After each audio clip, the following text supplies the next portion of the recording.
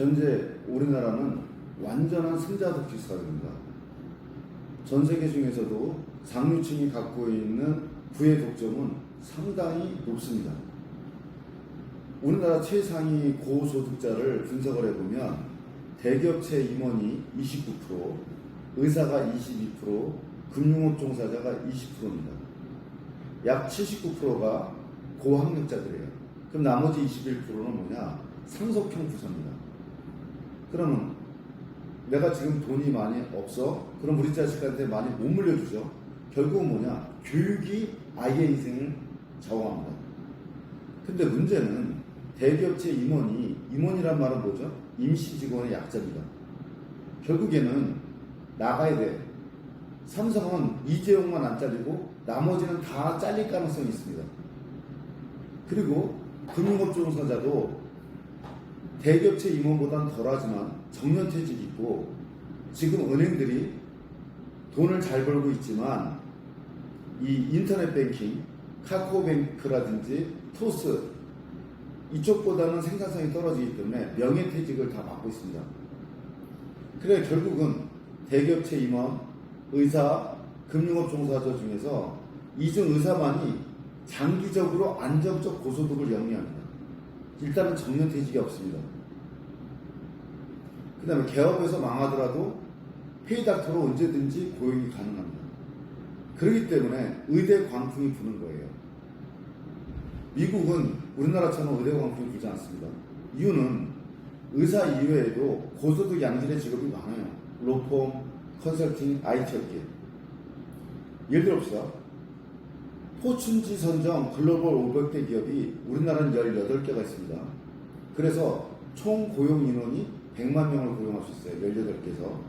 근데 미국은 136개가 있습니다. 1,500만 명을 고용할 수 있어요. 미국의 인구는 3억 3천만 명으로 우리나라보다 6.5배가 많습니다.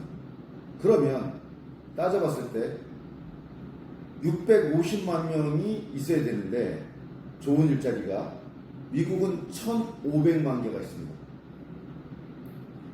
2배가 넘죠. 그러니까 다양한 경로로 아이들 진로를 짜줄 수가 있어요.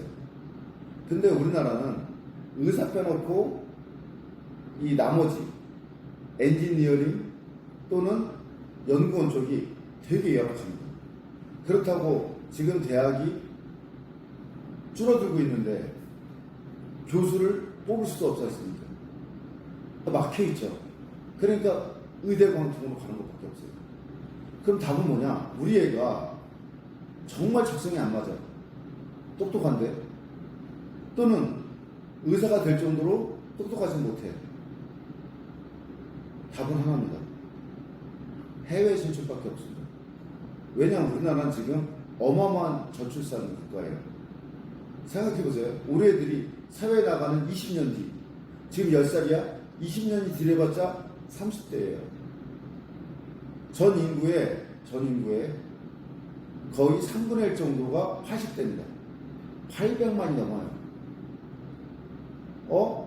800만이면 우리 인구를 5천만으로 잡았을 때, 물론 5천만으로 줄겠죠. 20%가 안 되지 않냐? 1,000만이 맞습니다. 왜냐면 80대가 10몇 프로지만 70대까지 따지면은 결국은 부양해야 될 인구가 얼마가 되냐? 30%가 넘습니다. 애들이. 실질적으로. 그렇기 때문에 자기 한 몸 먹고 살기도 힘든데 부양해야 될 노인네들이 너무 많기 때문에 한국에서 계속 살면 세금으로 7, 80% 뺏길 겁니다. 이걸 누가 얘기했냐? 10년 전부터 메가스터디 창업자인 손주은 선생님이 계속 얘기했어요. 근데 말을 안 듣죠. 파이 자체가 줄고 있어요. 지금 대한민국은 최정점을 찍었습니다. 무슨 일만 있냐? 내려갈 일만 있어요. 정치를 잘못해서도 있지만 가장 큰 문제는 저출산이 가장 큰 문제입니다. 답이 없어요. 빨리 탈출해야 됩니다. 그러면 어디 쪽으로 가야 되냐? 지금 중국 전기차가 제일 싼 게 1,300만 원입니다. 테슬라의 3분의 1밖에 안 돼요. 지금 태국에 있는 닛산 자동차 공장을 폐쇄하고 있습니다. 왜? 저가 중국 전기차 공습이 들어왔어요. 이 동남아시아 쪽에. 그래서 중국 시장은 한국 기업체들의 무덤입니다. 지금 삼성 갤럭시가 시장 점유율이 중국에서 0%대입니다. 거의 안 팔려요. 왜? 오포, 비포, 화웨이. 전 세계 폴더폴 1위는 화웨이입니다. 삼성의 무덤이에요. 그럼 현대차, 기아차는 어떠냐? 거기도 무덤입니다. 중국 차의 퀄리티가 무척 향상됐어요. 중국에서 장사를 못해. 그럼 팔아먹는 시장이 어디냐? 미국입니다. 전 세계 3위 시장은 어디냐? 인도입니다. 그래서 인도, 파키스탄, 방글라데시 여기 합치면 인구가 얼마냐? 약 18억입니다. 인도만 14억이에요. 그리고 방글라데시하고 이 파키스탄 인구가 꽤 많습니다. 파키스탄은 2억 5천만 명입니다. 방글라데시는 1억 8천만 명이 넘어요. 2억 정도로 보고 있거든요. 거기에 인도네시아까지 합치면 인도네시아 인구 지금 3억입니다. 결국에는 인구 많은 나라에 가서 장사할 수밖에 없어요. 이 나라를 합치면 인구가 얼마냐? 21억입니다. 그래서 아이들의 미래는 인도하고 동남아시아에 답이 있습니다. 물론 여기를 공략하려면 영어하고 중국어는 필수입니다. 동남아시아의 상권을 누가 쥐고 있냐? 화교들이 쥐고 있어요. 말레이시아, 태국, 필리핀 마찬가지입니다. 그리고 다 영어가 통합니다. 지금 현재. 그래서 아이들이 공부를 워낙 잘해. 그럼 의대 보내는 게 맞습니다.